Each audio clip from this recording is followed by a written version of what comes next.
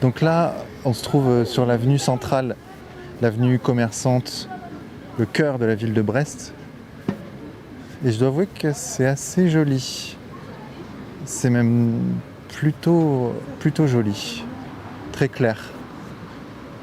Assez beau. Bon, les bâtiments sont pas du tout de style haussmannien ou comme on pourrait le voir dans les centres-villes d'autres villes de France. C'est plutôt carré, assez récent. Parce que Brest a été détruite au cours de la Seconde Guerre mondiale par les Américains, par des bombardements américains qui voulaient chasser les Allemands qui avaient des poches de résistance à Brest.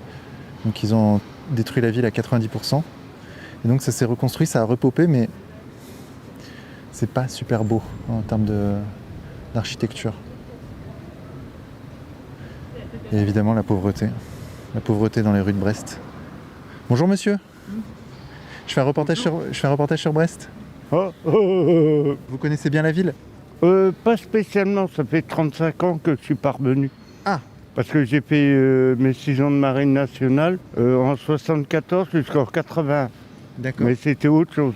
Pour Ah moi, tout a été transformé, je ne reconnais plus. Donc vous voyez bien la différence? Oh, carrément, oui. Et alors cette différence, quelle est-elle? Avant, c'était plus...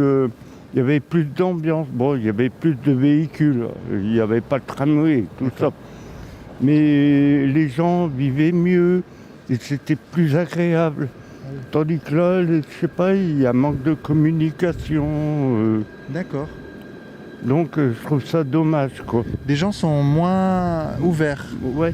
qu'il y a 35 ans. Oui. Et tout. Vous diriez que c'est moins bien maintenant qu'il y a 35 ans? Ouais.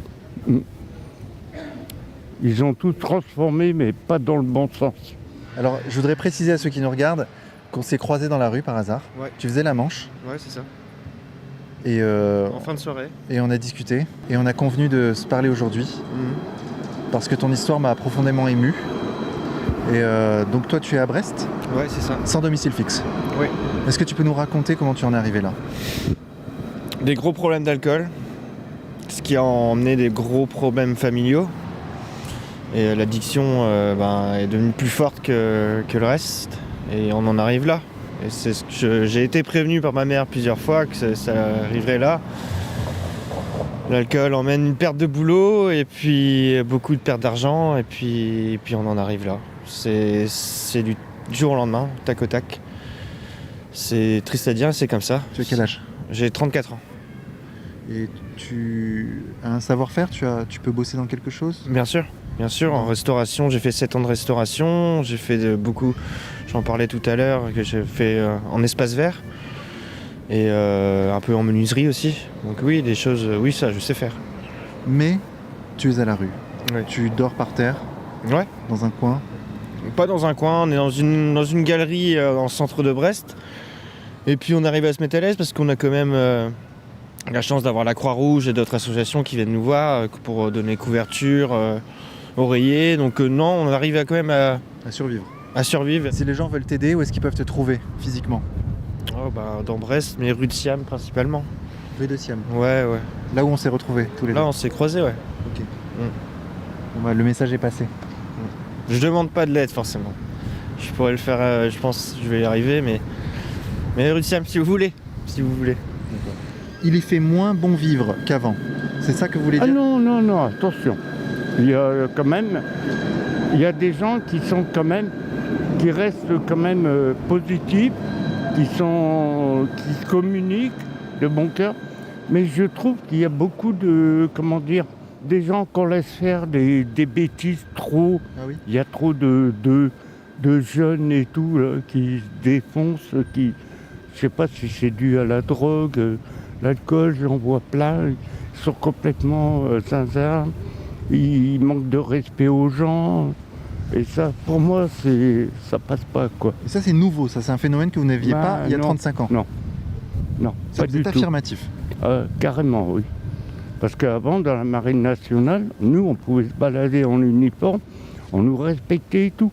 Tandis que maintenant, ils sont tous en civil, de peur des agressions ou quoi.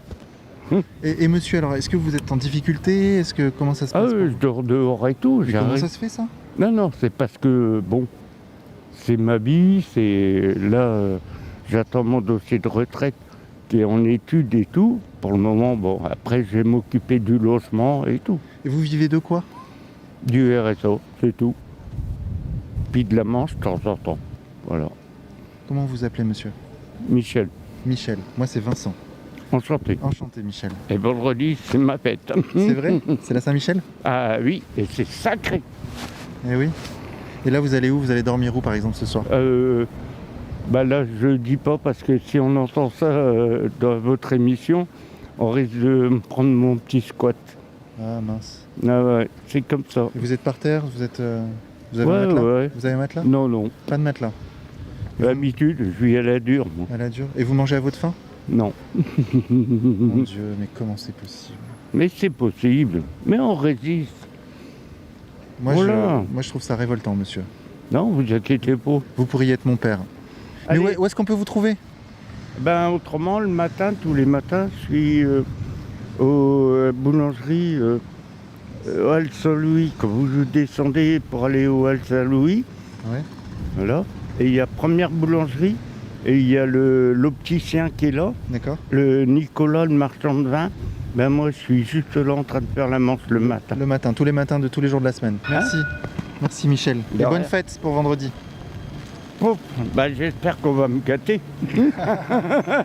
Comment on dit en breton? Kenavo à Béchol. Ok.